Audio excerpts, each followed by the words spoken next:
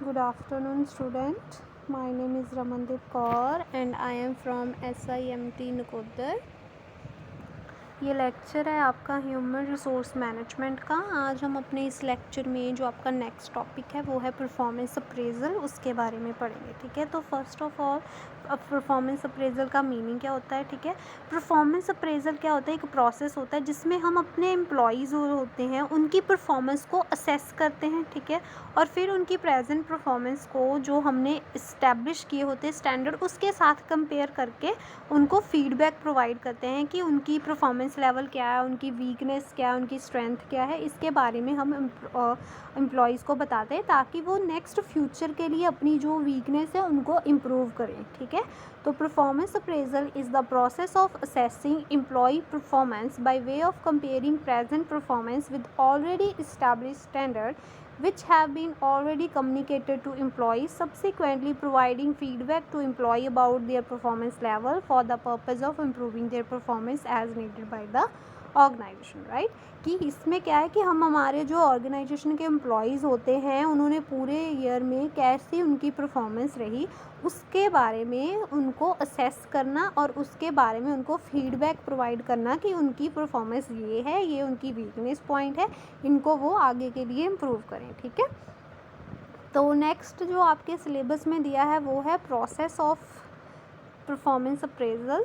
ठीक है, तो इसका फर्स्ट स्टेप है establish performance standard, second communicate performance standard, third measure performance, fourth is compare performance to standards, next discuss the appraisal with the employee and last implement personal action. ठीक है, तो first है point establish performance standard. ठीक है, first step में क्या होता है। ठीक है, फर्स्ट स्टेप में क्या होगा कि परफॉर्मेंस अप्रेजल जो है उसके लिए स्टैंडर्ड जो है हम उसको सेटअप करेंगे जिसको हमने फ्यूचर में जाकर कंपेयर करना है एम्प्लॉय की एक्चुअल परफॉर्मेंस में। ठीक है, कि हमने पहले किसी भी चीज़ को कंपेयर करने के लिए उसके स्टैंडर्ड सेट करेंगे और जब वो एक्चुअल में वो एक्शंस होंगे, ठीक है, एक्चुअल में परफॉर्मेंस होगी उसके साथ हम उसको कंपेयर करेंगे। तो ये स्टेप क्यों ज़रूरी है, क्योंकि इसमें हम क्राइटेरिया जो है वो सेट करते हैं ताकि जो हम एम्प्लॉय की जो परफॉर्मेंस है कि उसने सक्सेसफुली काम किया कि अनसक्सेसफुली काम किया उसको कंपेयर कर सके, उसको जज कर सके और कि इस डिग्री को जान सके कि उसका ऑर्गेनाइजेशन के गोल्स और ऑब्जेक्टिव्स को अचीव करने में क्या कंट्रीब्यूशन है। ठीक है, तो स्टैंडर्ड जो है वो क्लियर होने चाहिए, ईजिली अंडरस्टैंडेबल होने चाहिए और मेजरेबल होने चाहिए। ठीक है, तो सबसे पहला अगर हमने किसी की परफॉर्मेंस को मेजर करना है तो सबसे पहला स्टेप है कि हमने पहले परफॉर्मेंस स्टैंडर्ड सेट करने हैं ताकि हम फ्यूचर में जाकर उसको एक्चुअल परफॉर्मेंस के साथ कंपेयर कर सकें। Right, second one is communicating the standards. जब हमने एक बारी जो स्टैंडर्ड जो है वो सेट कर लिए तो नेक्स्ट रिस्पॉन्सिबिलिटी होती है मैनेजमेंट की कि वो जो स्टैंडर्ड उन्होंने सेट किए हैं वो एम्प्लॉयज़ को कम्युनिकेट करें, उनको इन्फॉर्म करें कि क्या उन्होंने स्टैंडर्ड्स बनाए हैं, उनको क्लियरली एक्सप्लेन्ड होने चाहिए, उनको अंडरस्टैंडेबल होने चाहिए उनको। इससे क्या होगा कि जो एम्प्लॉयज़ होते हैं उनको पता चलेगा, उनको इस चीज़ के बारे में अंडरस्टैंडिंग मिलेगी कि उनका रोल क्या है और जो ऑर्गेनाइजेशन है वो एग्जैक्टली उनसे एक्सपेक्ट क्या करेंगे। तो ये स्टैंडर्ड जो है वो अप्रेजर्स, ठीक है, जो जिन्होंने एवेलुएट करना है, ठीक है, एम्प्लॉय की परफॉर्मेंस को, उनको भी ये कम्युनिकेट होने चाहिए। ठीक है, द स्टैंडर्ड्स कैन ऑल्सो, जो स्टैंडर्ड्स हैं अगर ज़रूरत पड़े तो इनको मॉडिफाई भी किया जा सकता है। ठीक है, next is third is measuring the actual performance.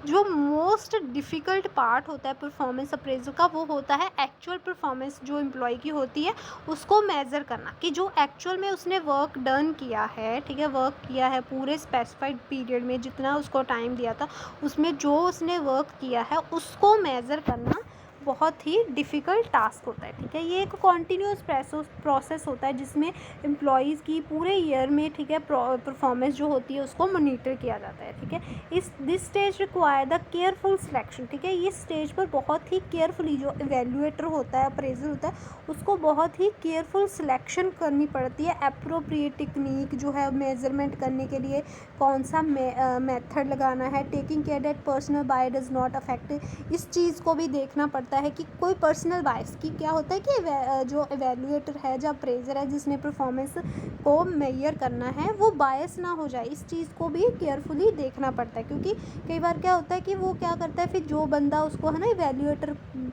को, जो बंदा है ना जिसको वो लाइक करता है, उसको वो ज़्यादा मतलब अच्छे रिमार्क्स देगा, दूसरे को वो कम है ना रिमार्क्स देगा, मीन्स नेगेटिव रिमार्क्स देगा। उसकी जो परफॉर्मेंस है वो जानबूझकर, जो उसकी कोई पर्सनल इश्यूज़ की वजह से उसकी जो परफॉर्मेंस है उसको अनसक्सेसफुल या नेगेटिव रिमार्क्स देगा।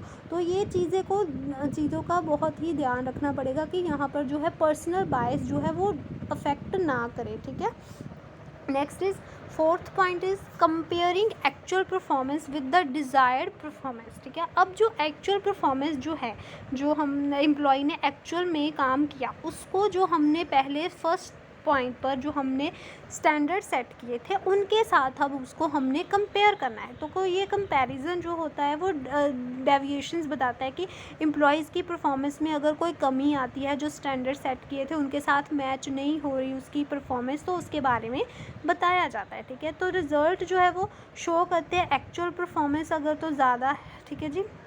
अगर एक्चुअल परफॉर्मेंस जो स्टैंडर्ड सेट किए से उनसे ज़्यादा है तो वो सक्सेसफुली काम है, ठीक है, एम्प्लॉय ने सक्सेसफुली काम किया। बट अगर एक्चुअल परफॉर्मेंस जो डिज़ायर्ड परफॉर्मेंस से कम है तो इसका मीन्स वो नेगेटिव डेविएशन है कि वहाँ पर कोई प्रॉब्लम आ रही है उसकी, ठीक है। तो वो ठीक है, वो चीज़ यहाँ पर देखी जाती है, ठीक है। फिफ्थ पॉइंट है डिस्कसिंग रिजल्ट। इसमें क्या होता है कि फीडबैक प्रोवाइड किया जाता है एम्प्लॉयज़ को कि उनकी रिज़ल्ट, ठीक है, कि उनसे ये एक्सपेक्ट किया गया था, बट आप जो अगर वो फेल हो, ठीक है, अगर तो वो पास हो गए हैं तो उनको रिवॉर्ड दिया जाता है, ठीक है जी, उनको रिकॉग्नाइजेशन मिलती है, ठीक है। अगर वो एक्चुअल स्टैंडर्ड जो है उनके एक्चुअल जो परफॉर्मेंस है वो स्टैंडर्ड से ज़्यादा होती है तो उनको रिवॉर्ड मिलते हैं, रिकॉग्नाइजेशन मिलती है। बट अगर वो फेल हो जाते हैं एक्चुअल को, ठीक है, एक्चुअल परफॉर्मेंस उनकी स्टैंडर्ड से कम होती है तो वहाँ पर कोई ना कोई कमी है, उनमें कोई वीकनेस है, तो उनके साथ डिस्कस किया जाता है रिज़ल्ट कि आप में ये कमी है, आपके ये वीक पॉइंट हैं, ठीक है, नेक्स्ट टाइम के लिए आप इनको इम्प्रूव करो, ठीक है। तो स्टूडेंट ये था हमारा परफॉर्मेंस अप्रेजल का मीनिंग एंड प्रोसेस, ठीक है। नेक्स्ट लेक्चर में हम इसके परफॉर्मेंस अप्रेजल के जो मेथड्स हैं उनके बारे में करेंगे, ठीक है। अगर आपको इसमें कोई प्रॉब्लम होगी तो आप मेरे से क्लियर करवा लेना। Thank you class.